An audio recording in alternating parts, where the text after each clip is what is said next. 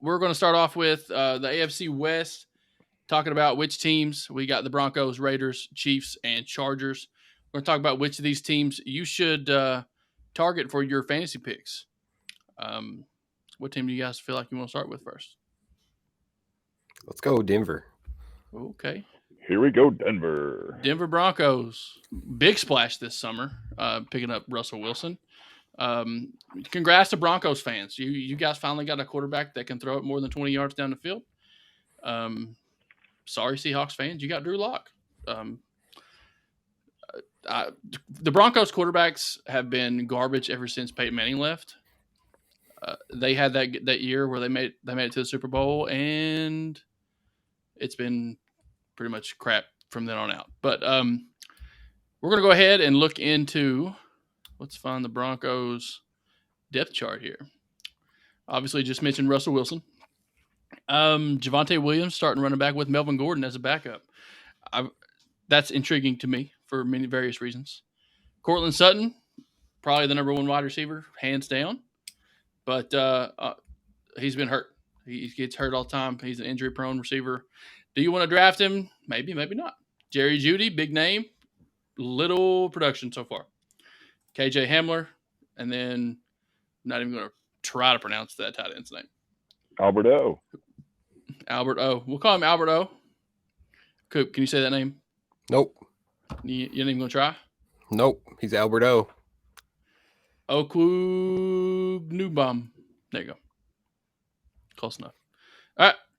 Let's get into the Denver Broncos, fellas. Which players do you think are going to be big hitters in the fantasy football world? Coop, I want you to go first. Yeah, so I'm really high on Courtland Sutton. I think he is set up to have a huge year. We've seen it from him in the past, right? He's had 1,000-yard season, 7 touchdowns, then he gets hurt. Last year he's playing with nobody. Led the team in targets, most of the metrics you have, it was Sutton. But the thing that jumps out to me is he only had 2 touchdowns last season. Courtland Sutton is 6'4". DK Metcalf is 6'4". Last year, Metcalf had 12 touchdowns with Russell Wilson throwing him the ball in a season where Russ missed 3 games and pretty much Seattle quit. I mean, they did. He had a career low in rushing attempts. He had a career low in passing attempts. Like, he missed a couple games, but Russ was definitely held back last year by whatever was going on in Seattle. So I think that Courtland Sutton is going to be huge. I have him ranked significantly higher than Jerry Jeudy. He's close to my top 20 at wide receiver, so I know I'm much higher on him than the industry. And another reason I like him a lot is because I don't like Jeudy. We just haven't really seen anything out of Jerry Jeudy yet. Over his 17 games I think he's played in his career, he's only caught 53% of his targets. He's got 3 touchdowns on 90 career catches, and he also has 3 fumbles. Like, we've seen nothing great out of Jerry Jeudy so far. And I don't know, if you look at the rankings, ADP, all of that right now, Jeudy is being drafted as the number 1 wide receiver in Denver. He's not number 1 on the depth chart. He's not number 1 in the stat book. And he doesn't profile as Russell Wilson's number 1 receiver. So I think that's the most interesting name to me for the Broncos is this receiving room in Courtland Sutton. Yeah. I've had Courtland Sutton in numerous leagues over the last couple of years. I do think, Coop, you're absolutely 100% right about him probably having a breakout year if he stays healthy. That's the problem that I've had with Sutton is last year I couldn't use him at all because he was barely played. He does have a different quarterback now. I mean, the quarterback makes all the difference in the wide receiver room, regardless of how talented you are. We've seen that with Tom Brady. When he was with the Patriots, like he would take some no-name receivers, make them whole household names, and get them big contracts, and take them to Super Bowls and stuff like that. But is Russell Wilson on that level? We don't know yet. I feel like he's been in Super Bowls before. He's a very talented quarterback. This AFC West is loaded with defenses, and there's a lot of variables that have to come into place when it comes to picking and choosing which of these receivers out of this division and on this team really you should target. Do you target both Courtland Sutton and Jerry Jeudy? Do you get the best of both worlds? Maybe. But what's more intriguing to me is the running back situation. The running back situation here in Denver, we have Javonte Williams and Melvin Gordon. We all know who Melvin Gordon is. It's no secret. Big name fantasy guy from the last few years. Javonte Williams, probably not a well-known household name, but both of those guys received 200-plus carries last year. Melvin Gordon had, I think, 8 touchdowns. I'm sure one of you guys have that stat. I looked it up earlier, and Javonte Williams may have had 2 or 4. I can't remember. 4 touchdowns. If I'm targeting Denver Broncos running backs, I'm trying to get both of them. I think if you get both of them at the same time, piggyback off each other, one of them is going to get the bulk share of the carries in the red zone, and we don't know who that's going to be yet until the season starts. Both of them probably not your running back 1 and running back 2s, but it could be a flex play in deep leagues. If you have a 12-team PPR league, one of them could be your flex guy. If you draft both of them, you have both options. And you don't have to pick and choose. If you have Melvin Gordon and without Javonte Williams, you don't have to pick and choose which one you're going to play that day. But you're probably going to doubt yourself by playing one of them without knowing and paying attention to what the Broncos are actually doing depth chart wise in terms of who gets carries at what part of the field. Dave, what's your take on the Broncos? Yeah, I kind of agree with both you guys. Wide receiver wise, I'm not touching any of them until I'm looking for my third wide receiver, just based off of production and injuries. New quarterback. I will say that I do really like Russell Wilson. He is a great fantasy quarterback. He missed 3 games, but you can honestly say he probably missed more like 6 because he played so bad with a broken thumb. He still pulled out 25 touchdowns and only 6 interceptions last year. I mean, he did have DK and he had Lockett, but I could honestly say I think Tyler Lockett is Tyler Lockett because of Russell Wilson. I mean, I know he's good, but I think Russell Wilson has helped him elevate his game. So I'm interested to see what Russell Wilson does with like Jerry Jeudy. And, these guys are finally going to have a known pocket passer, pass first guy, not going to be a Drew Lock, just chuck it down the football field. So it's going to be interesting. But I would say I'm looking at them, they're my third wide receiver that I'm going to target. I think there's, like Coop had quoted setting at 20. I would agree. There's definitely 20 better picks out there at wide receiver. For sure. Yeah. Running back wise, I did hear that Williams is getting like 70% of the share with first team reps right now. Yeah. If you notice, this is just taken off the internet today. He is running back 1 for sure. So they obviously see something in him that, maybe they didn't see last year, according to the stat book, but 4 touchdowns versus 8 touchdowns, that's a big difference. I mean, ESPN has him ranked at number 11 right now. So I do think he's going to be like in the second group of running backs that go, second or third. And if I'm targeting a Denver guy, that's who I'm going after because he was a rookie last year. Melvin Gordon's getting older. Running back age is a thing. And, like Coop said it, they're hurt constantly at the wide receiver position. We don't even know who their tight end is. Maybe Melvin Gordon's a trade piece, a quarter or halfway through the season to go get that piece to make them contend for the AFC West. Their defense is going to be phenomenal. So, I think I'm high on the Broncos. Russell Wilson's really going to make them drive as an offensive unit. It's not going to be run heavy like it was last year. And it's going to be interesting. I would say I wouldn't be scared to draft any of these guys, but it might be you might not start in the first week or 2, or they might be your flex guy to kind of feel out what their offense is actually going to be like. Yeah. Based on draft value, I think that Gordon is the better pick. Definitely think that Williams leads the backfield, but there's really 3 backfields in the NFL right now that I'm just kind of I can't talk myself out of both of those running backs being top 30, and this is one of them. Like, I really think they could have that, 2019 Chargers season where you had Melvin Gordon and Austin Eckler as top 15 backs at the end of the season. They both had 200 carries last year. I think the exact amount, 203 each, and there were 15 yards difference at the end of the season on the ground. So it's gonna be a split. Williams has way more upside. He's a more explosive player. They're going to use him more in the passing game. They lost 175 targets with Tim Patrick tearing his ACL, Noah Fant going to Seattle. So a lot more balls to go around. I'm in on both these guys. I'm not paying RB11 price for Javonte Williams. It's going to be a split backfield. I would rather have an Elijah Mitchell who, kind of has it to himself right now. Even a Cam Akers, if he's healthy, it's his. But I'm really high on the value you can get Melvin Gordon for. And just to mention Russ here, we've talked about him. I think he's a top 10 quarterback, should be drafted in every league. I have him at 8, right behind Dak. All right, so to piggyback off what Coop said, he had Russell Wilson in a league like ours. We have, we play 2 quarterbacks. We have a lot of points being thrown around. We have inflated points. Some would probably say too inflated, but with the 2 quarterback league that we have, drafting Russell Wilson is a no brainer, right? Yeah. If you haven't played in a 2 quarterback league before, I would highly recommend it. It's kind of fun. It changes your draft strategy a little bit. For me, and we also play keepers as well. We have 5 keepers. I don't know that I have a keeper quarterback on my team from last year. So with Russell Wilson getting a new fresh start, he's not really a quarterback I would go after. But from the look of things, I'm probably going to have to target him if he's not a keeper on somebody else's team already, right?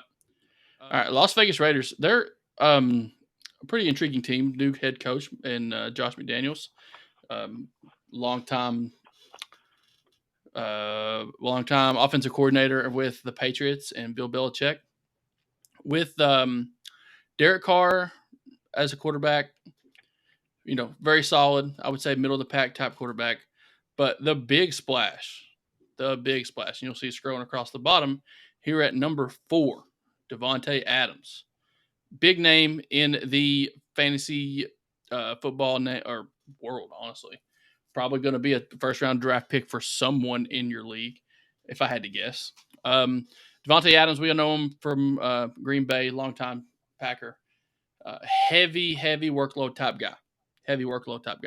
He's going to be a guy that helps you win your fantasy league if you draft the lower tier card guys correctly. If you picked him in your top 5, nobody would bat an eye about it. Let's show up the depth chart here for the Raiders right quick. Derek Carr, quarterback, obviously. Big name on the board will be Josh Jacobs. I'm not sure where he's ranked in the running back situation, but we're going to have that scroll down the bottom too. I don't see him in the top 10, but he's definitely top 20. He might be a top 10 stat-wise running back throughout the time in the league, depending on injuries and things like that. I can definitely see him being drafted over guys like DeAndre Swift if you value that type of thing. One thing I saw today, honestly, was during the Hall of Fame game, Dave. I don't know if you noticed this, but Josh Jacobs got like 7 carries in the first couple of drives. Normally in the Hall of Fame game, nobody really plays if you're a starter. You don't play at all. Josh Jacobs, on the other hand, had 7 carries. And he played like 2 or 3 drives, had 7 carries. And people were like, why are you doing that? It's so early in the year, and it's a Hall of Fame game. Everybody watches it, but your starters don't play. But Josh Jacobs did. So people were thinking like maybe he would get traded, like he's trade bait. But they come out this morning and said that's not going to be a thing. So, well, they didn't pick up his option. He has been looking for a contract.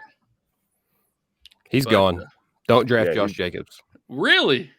I have him outside my top 25. He doesn't get passing down usage. This is a pass-first team. Derek Carr was top 5 in the league last year in passing, and they added Devontae Adams. And they had nobody last year. They had Hunter Renfrow as his top target. They drafted Zamir White. They brought over Brandon Bolden from New England with Josh McDaniel. They just rejected that 5th-year option on Jacobs. Yeah, I think he's gone. I think they're shopping him. They put him out there to see if anybody was interested in buying. See, I'm on the other hand, I think he's going to be draftable because, I just don't see him going to a team and him not being used. He's a top tier fantasy football running back. I've had him in multiple leagues and he's produced well. So, if you get rid of Jacobs, you have Amir Abdullah, who people know, Kenyon Drake, notable name, Zamir White. I just find it hard to believe they're going to get any kind of production out of those three that you're going to get with Josh Jacobs, even if you platoon them. I just don't see it. We already talked about Devontae Adams. He's a 100% no doubter draft pick. If he's there in the first round with you, I would probably grab him because he's probably not going to make to the second.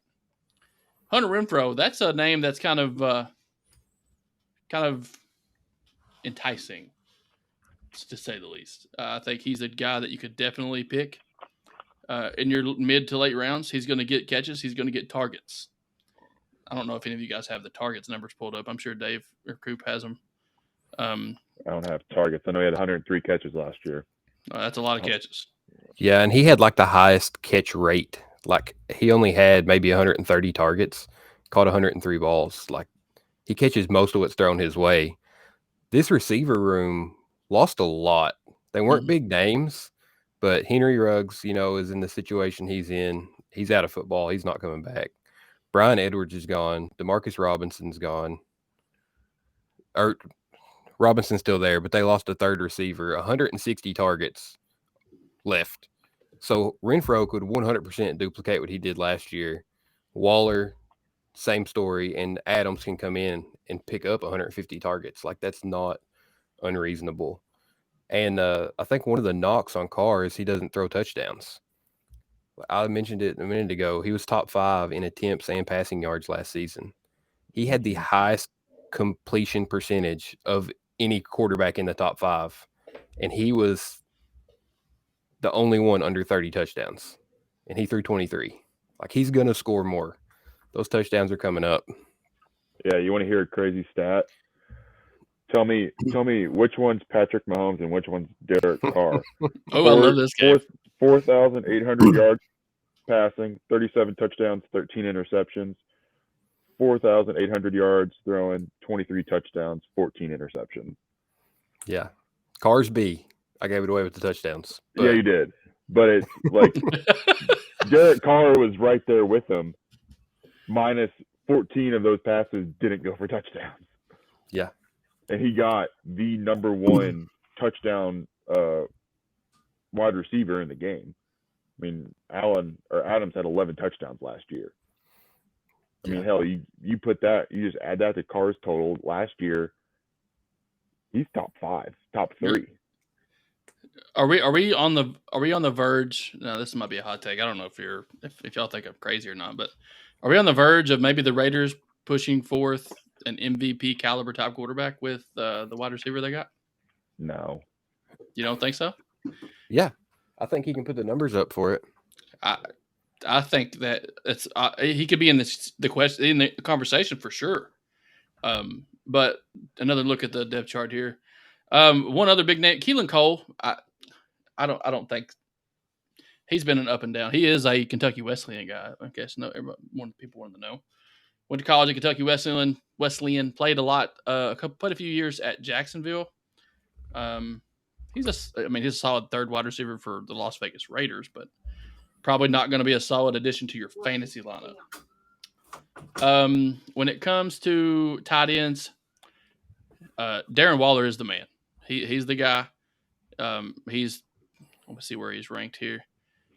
He's top 10 for sure, top 5 according to ESPN with the ticker scrolling across the bottom here. He's going to get targets. Devontae Adams is going to take a lot of attention away from Darren Waller, which is only going to help Hunter Renfrow and Darren Waller. But now this gives Derek Carr. David Carr's his brother, who sucked for years. He was terrible, Dave. Terrible. But anyway. Hey, you're just jealous you were in the league for however long he was in the league. Yeah, I mean, if I wasn't 5'10" and 325 pounds back in high school, I would have made it to the league. I sound like those guys that are like, man, if I didn't tear my hamstring or blew out my knee in high school, I would have went all the way. Even worse, Frank. Even worse. I wasn't blessed with good genetics. Both my parents are small, so.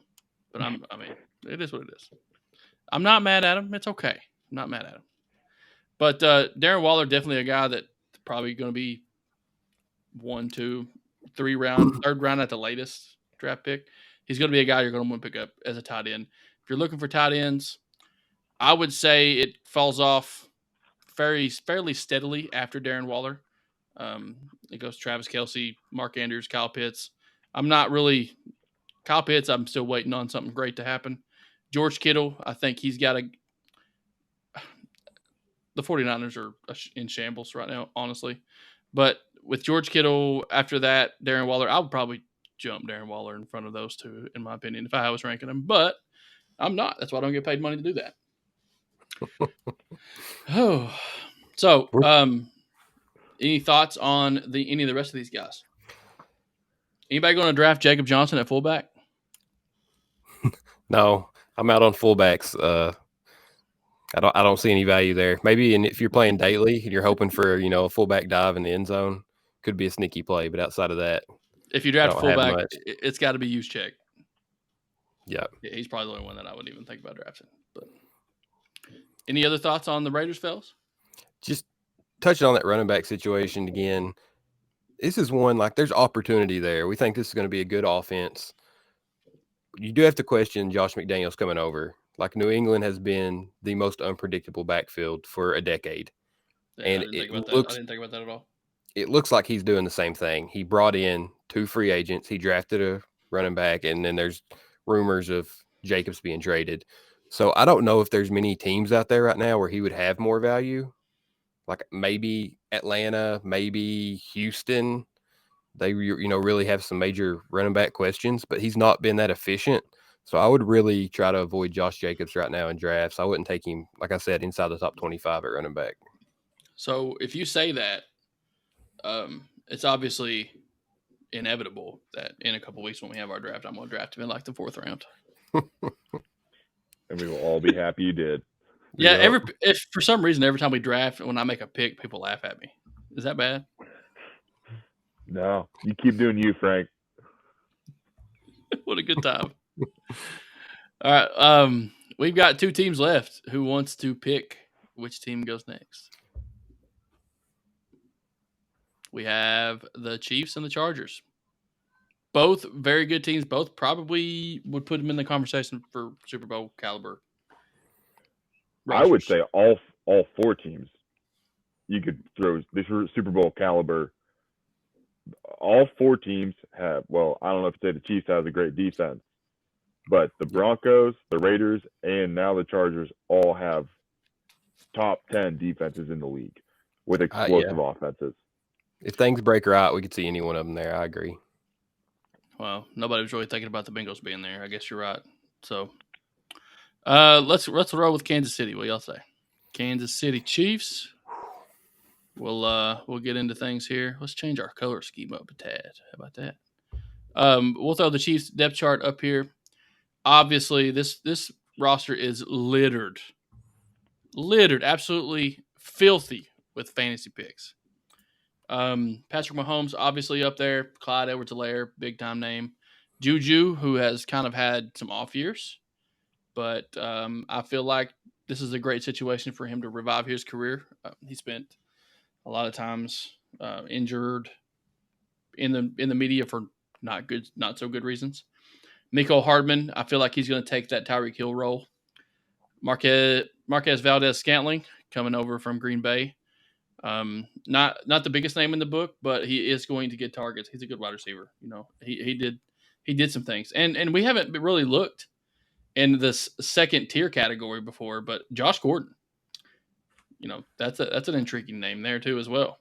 And then obviously Travis Kelce. Travis Kelce's obviously on the top of everybody's draft boards. If you can get him, get him. He puts up wide receiver numbers. We've never seen a tight end that's like him before in the NFL. Honestly, I think he might go down as one of the greatest of all time. He will go down as one of the greatest of all time, but is he going to go down as the greatest of all time? We never know. Stat wise, I think he's a no doubt first ballot Hall of Famer if he retired today. But anyway, Kansas City Chiefs. Let's talk wide receivers first. Let's take a look real quick. Juju, Miko, Scantling, Josh Gordon. What direction are you guys headed?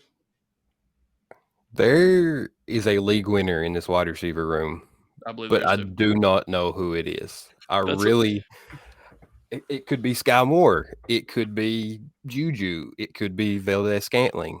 I don't think it's Hardman because he's been there. He's been the two in that offense. All we've ever seen is a flash, right? Nothing consistent. right.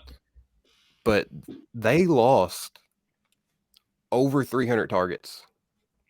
Over 300 targets from last season. You had, obviously, Tyreek Hill gone. Byron Pringle. Darrell Williams out of the backfield had 47 catches last year. And then Demarcus Robinson moved over inside the same division. So I have Juju the highest out of these guys. And then I'm probably going to take a shot on Sky Moore, the rookie. He's had a good training camp. I've seen him running in-arounds with the first team. They've got speed. It's just who is Mahomes going to pick, right? Yeah. I do think this hurts Kelsey a little bit because teams know that wide receiver room is full of questions, and he's now, the number one key. I think he's going to see a lot of attention. He's still going to put up his 1,000 yards. He's still going to get 80, 90 catches, but I think we might see a little bit of regression from Kelsey this year. Yeah, I think that's why you see Mark Andrews ahead of Travis Kelce in a lot of tight end rankings. And I think that's people are accounting for that, where he's going to have that safety hanging out, watching him, where before that was they had to watch Tyreek Hill as much as they could. I would say I'm high on Mecole Hardman. When they drafted him out of Georgia, they said he was going to be the next Tyreek Hill. The only problem was Tyreek Hill was there. Yeah. He had 59 catches last year for 700 yards and 2 touchdowns. Mm-hmm. I think he's going to at least produce 1.5 that. I think he at least gets at least 4 touchdowns at least this year. I don't know if he's going to have Tyreek Hill numbers, but we're definitely going to see some explosive plays where Patrick Mahomes runs around the pocket, buys an extra 5 seconds, and he's going to find Mecole Hardman for an 80-yard bomb. It's going to happen 2 or 3 times this year. I guarantee it. The question mark for me would be MVS, because I believe, if I'm thinking that's right, he's the deep speed guy, tall. Yeah, like 6'4", right? 6'5", yeah. Yeah. So it's going to be interesting to see how they use those 2 speed guys together, and then Juju will be, the underneath guy more than likely. So I think Juju will have a good year. I think he'll probably be what he was in Pittsburgh. He's 25 now, or yeah. I don't know. I feel like he came in the league at 18. So yeah, he's less than a year older than Mecole Hardman, and he's younger than Mahomes. Like, he lines up with the talent.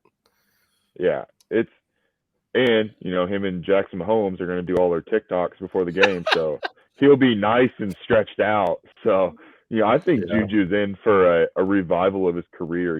He's had a lot of injuries. I think so too. Let's see, where is he listed right now? He's like 35th on ESPN PPR cheat sheet I got. So I think that's about right. He's definitely going to be a guy that's like, you're going to roll around, you're going to have 3 wide receivers on your team, and you're going to be like, oh, there's a Kansas City Chief still out there. Patrick Mahomes has to throw it to somebody. So that's kind of my take on it. If you can get Kelce in the first or second round, I mean, you're drafting a wide receiver at tight end, but then you're pretty much going to wait on everybody else, and you are not going to touch Chiefs running back. You said you're not going to touch Josh Jacobs. I would touch Josh Jacobs before anybody on the Chiefs. I've got a Chiefs running back I like. Go for it. I don't know who. You guys have watched any training camp, read any reports. There's a 7th round rookie that is getting a lot of hype for the Kansas City Chiefs. And he's not even on here. No, he's not. Is he on this list? But he's getting first team carries. There's highlight plays, wheel routes, like over the shoulder catch from Mahomes. Andy Reid's talking him up. Isaiah Pacheco. All right, I'm telling you guys, this is your late round flyer. This is one of those dart throws, because if you get the carries in this offense, there's so much upside, right? Anytime you can get touches in an offense that we expect to be as good as this and score as much as Kansas City does, then you have a path to fantasy relevancy. And, Andy Reid historically has not – he doesn't care about the pedigree. He doesn't care about the contract. He's playing the running back that he feels like is going to put them in the best situation. He's out of Rutgers. I'll be honest, I didn't watch many Rutgers football games last year, so I haven't seen a lot of on-field action. But he's getting great reviews. I put him in a tier on my rankings, like right behind Nyheim Hines and J.D. McKissick, like those bottom-tier guys that I know will give me week-to-week production. And then I'm throwing darts at the rookies, right? Isaiah Spiller, we'll talk about him here in a minute. Damian Pierce in Houston, like those guys just have upside because we don't know what they're capable of, and if they get the opportunity, they can produce. So let me ask you this question. Are those guys that you would draft or maybe pass on and pick up after the draft, maybe after week 1, something like that? I would rather draft somebody like that could just break out when nobody knows it than I would, even though I have them ranked ahead of them, I would rather wait on a Nyheim Hines. Everybody knows about him. He's going to put up small numbers. Nobody's going out and getting him after 1 week. But if it comes out and Isaiah Pacheco has 12 carries and 6 targets week 1, like that's an RB2 in Kansas City. For sure. Yeah, I would say especially in our league where we got a deep bench. Mm-hmm. You don't let guys like that hit the waiver wire because then it's chance. Yeah, especially if you're Coop and you're always number 1 in the league and you get the last waiver wire pick. So let me ask you this question: our draft is going to be on a Sunday night at 8:00. Should we do it on this program and live stream it, or let's think about the people that are actually in our league and how that's what we need a parental advisory on there if we do that. Yeah. Let's not. Or it would be pretty cool. Well, it's kind of boring. There's a lot of time in between, things like that. We'll have to figure out sort of a plan for the show for that week before Labor Day. So, more about the Chiefs. We can sit here and talk about the Chiefs all day. But Travis Kelce, no doubt. Patrick Mahomes, no doubt. If you're playing in the keeper league, he's not even going to be in the draft pool. Dustin Crum over here, 4th. He might not make the team. We don't know. Clyde Edwards-Helaire, he's going to get picked. People are going to pick him. Like we just talked about, he's not even getting all the first team reps right now. Mm-hmm. That's surprising to me, honestly. I thought he's done a really good job in there so far. I mean, it's kind of hard for. I've not been high on. Yeah, that could be true. I've not been high on Kansas City running backs for a long time. Just simply because they run it, but I mean, we have Patrick Mahomes who makes plays with his feet anyway. You're not going to have a lot of opportunity to hand the ball off. It's going to be sort of like a possession thing. They're not going to have guys that bust for 25, 30 yards in a single carry. You might get end zone, red zone type things, but very few and far between. I'm like Dave. I'm not going to touch a running back here on this team, honestly. Yeah, at this point in the draft, I'll draft Josh Jacobs. I like a lot of other 1Bs, honestly. I would rather have a Melvin Gordon, Chase Edmonds, James Robinson, Ramondre Stevenson. I've got all those guys above Edwards-Helaire. Yeah. Because they're already going to have week-to-week production, and their ceiling is way higher than his. Yeah, so the big name – sorry, go ahead, David. I didn't mean to cut you off. And we got Patrick Mahomes. I mean, he's a definition of gunslinger. He wants to throw it, or he's going to scramble for 20, 30 yards. What did they average? Like probably 15, 20 carries for the running backs a game last year. Like you're not going to get much. Yeah. Mm-hmm. Well, fellas, we're going to move on to the LA Chargers. This is a team that in one of our very first episodes, that was forever ago, fellas. I feel like, when did we start this podcast? Back in January, something like that? Something crazy. Yeah, it wasn't exactly February. 21 weeks ago, but we're 21 episodes in. We've been talking about the Chargers for a long time, for good reason. The Chargers are going to be probably a favorite in the AFC to come out of that side. They've got all the firepower in the world. So we'll flash their depth chart up here really quick. Justin Herbert, probably, I say probably way too much, but he's a top tier guy. I could see him being one of the best quarterbacks in the league this year. Stat wise, fantasy wise, I would maybe, obviously, I think Lamar Jackson probably has more upside than him in terms of different things he can do to get stats for fantasy. But with the arm, Justin Herbert's one of the best in the league, and you can't go wrong with drafting him. If he's your quarterback, you're going to be successful. Austin Eckler, Keenan Allen, Mike Williams, all of those guys. This is another roster that's just littered with fantasy talent. So my question to you guys is, Justin Herbert, a guy that you would reach for early on if you don't already have him in a fantasy keeper league? Is he a guy that you would go through first to draft as a quarterback over possibly a top tier running back that's available? No, never draft quarterbacks early. I love him. He's number 3 for me. I got him above Mahomes. I think he'll outproduce him this year. I am not a guy that drafts quarterbacks early. I've had some success in my fantasy career, and you can find comparable quarterbacks. I'm not saying they're going to put up the same numbers, but you can get by with 3-4 points a week less from somebody you get off waiver wires. There's nothing wrong with waiting and then doing a Justin Fields, Daniel Jones stack after the draft is over. Like, those guys are going to both run for 400 to 600 yards, and if they throw a touchdown when you have them in, that's great. Yeah. But I will never draft a top 6-7 running back or quarterback. That's just not my philosophy. Are you the guy that always that picks quarterbacks first? Like, are you the first guy to pick a quarterback?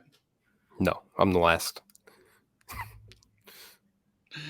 All righty, whatever. Justin Herbert, obviously a big talent. Him and these AFC quarterbacks, man. If you got Herbert, Burrow, freaking Mahomes, Josh Allen, we're in for a treat in our lifetimes watching these guys sling the ball around. It's comparable to me to, the Brady, Manning, Drew Brees, that type of era. I think it's going to be better. These guys are going to break every record there is. Running backs, Austin Eckler, obviously. Big round early draft pick. Coop mentioned Isaiah Spiller. I'll let you kind of talk about him here in a minute. Keenan Allen and Mike Williams, I've had them both on my team for a long time. They both produce. Barring injuries, Keenan Allen does have histories with injuries a little bit, but if he's healthy, he's probably a top 10, top 15 receiver easily in terms of production. I think he is ranked in the top 10 right now. Yeah. I love Mike Williams. They target him a lot. I don't know much about Joshua Palmer. Tight end wise, I would stay clear of any of these guys, to be honest with you.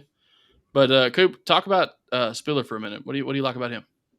Yeah, so again, try not to get too excited over all these things that come out of training camp, because nobody's going to talk bad about their players. But Spiller's getting a lot of hype.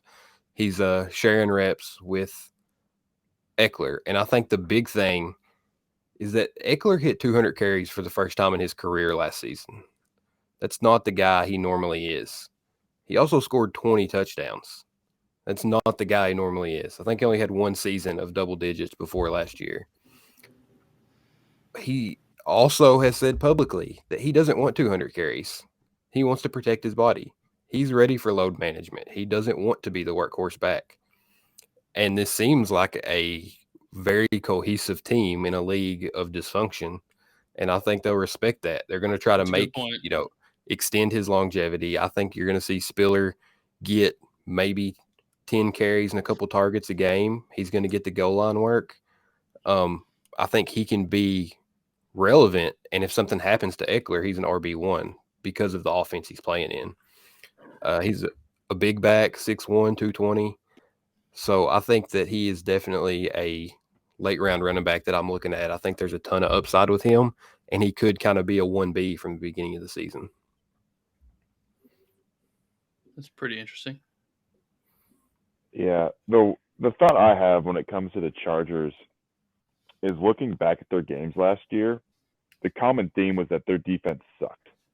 And Justin Herbert had to chuck the ball. That was just what it was. I mean, how many times did we see the Chargers put up 35 plus points? A lot. So, and now they went out and got defensive guys.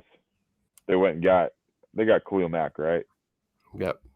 Yeah. So they And went out and J.C. got Jackson. exactly like their defense isn't going to be giving up those 35, 40-point games. So I'm really interested to see, Austin Eckler is a scat back. He's a guy catching balls out of the backfield. Do they try and slow it down? Does Isaiah Spiller getting those 10, 15 carries, mucking it up, killing some clock? Is Justin Herbert going to need to throw it for 5,000 yards and 38 touchdowns again to have a good team? I don't know. That's where I think this is going to be a different Chargers team. I mean, there's still Keenan Allen and Mike Williams are still, both of them are going to be either the first or second wide receiver you're going to draft for your team. It's just, or I think last year might have been their peak. Yeah. And then the thing that always gets me is it's the Chargers. How many years ago was it when they had Melvin Gordon and they were 13-3 and they're the number one seed in the AFC and then they lost in the divisional round? The Chargers always find a way to kind of screw it up. So the AFC West is the beast of the league this year. So I would say the Chargers, in my mind, are the front runners. But it's easy to say that on paper. We got to go see it on the field now. Yeah. Putting the Chargers in the front runners right now is very bold, in my opinion. I don't think it's far-fetched to think about it. I think, obviously, people can say that. But it's really hard to put people up there if they've not been there in a while. The Kansas City Chiefs still run this division, and they're going to run the division until somebody else takes it over. I'll take a third option. I'll take a third one. I think the Raiders have a really good chance of running this league too, but I'm not going to say that until I see it. Does that make sense? Yeah. I mean, Frank, we were a tie away from the Chargers making the playoffs last year.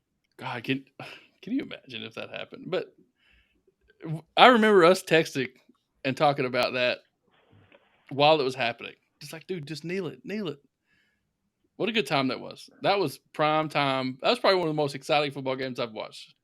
Yes. Right. And that's what's crazy is you think about it. If the Chargers would have made it in, maybe we were talking about the Chargers in February instead of the Bengals. You're right. But guess what? They didn't. They didn't. Oh. All right, fellas. We've made it through all of our teams. Hold on. I got to give a Keenan Allen shout out real quick. Go ahead. He's the most underappreciated receiver in the NFL. He is so consistent. Over the past 5 seasons, he is 3 catches and 8 yards away from putting up 5 consecutive years with 100 catches, 1,000 yards, and 6 or more touchdowns. Hey. He's as sure thing as you can get at wide receiver 1. He did have injury early in his career, but he's played, I think, 4 out of the last 5. He hasn't missed a single game, and they were like freak injuries. He had the, what was it like when it was quarterback got his lung pierced with a needle? It was stuff like that, like just completely random, had nothing to do with his health or how his body was holding up. Other than that, fellas, if you guys have any other burning comments, Coop's shaking his head yes. We'll put them on the screen. Donald Parham, 6'8", tight end for the Chargers. They have 83 targets from a retired Jared Cook. Where'd Parham play in college? I know that name. It's in the SEC, isn't it? I'm going to look it up real quick. He played at Stetson. Shut up. I'm dead serious. Why do I know that name? Bama. Anyway, he's a Bama guy. 24 years old, 6'8". He was in the system last year, had 27 targets, caught 20, and 3 of them were touchdowns. So he could be a big red zone guy for this team. I'm reading one day ago, Donald Parham leaves Chargers training camp with apparent injury. We'll read that real quick. Doing red zone drills, baby. Tight end Donald Parham appeared to injure something in his lower half. Came up hobbling. Oh, Hoblin's not hurt. Yeah. Hey, people were asking. People are asking for Daily. prayers. You know it's serious when people are asking for prayers. Go ahead, Coop. That was it. I was just saying, deep leagues or daily, he could be somebody to keep an eye on. That's a big body and a big offense, and there's targets up for grabs. I like it.